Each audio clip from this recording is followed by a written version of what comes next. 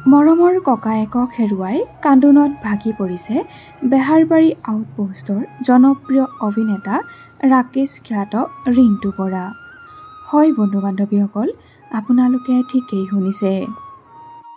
বেহাৰবাৰী আউটপোষ্টৰ এটি জনপ্ৰিয় চৰিত্ৰ বসুদা বা মদাহী ছাৰৰ মৃত্যুৰ খবৰে এতিয়া সকলোকে শোকত ম্ৰিয়মাণ কৰি তুলিছে।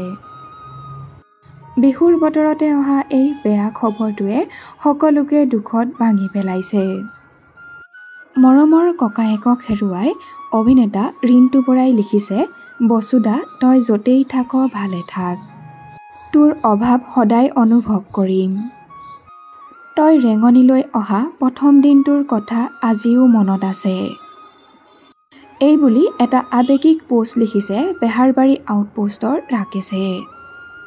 জনপ্ৰিয় ধাৰাবাহিক বেহাৰবাৰী আউটপোষ্টৰ বসুদা খ্যাত ফাইলৰ বসুমতাৰীৰ মৃত্যুৰ খবৰে এতিয়া সমগ্ৰ অসমতে শোকৰ ছাঁ পেলাইছে।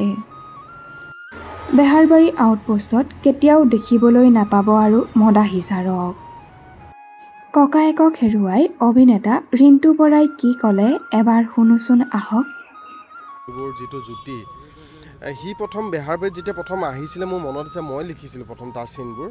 তাক মই চিনি পোৱা নাছিলোঁ। সেই দিনটোৰ পৰা আজি তাক এই এম্বুলেঞ্চত উঠোৱালৈকে এই সময়কণ আচলতে সঁচাকৈ মই কল্পনা কৰিব পৰা নাই যে বসুদা এনেকৈ আমাৰ মাজৰ পৰা নাইকিয়া হৈ যাব।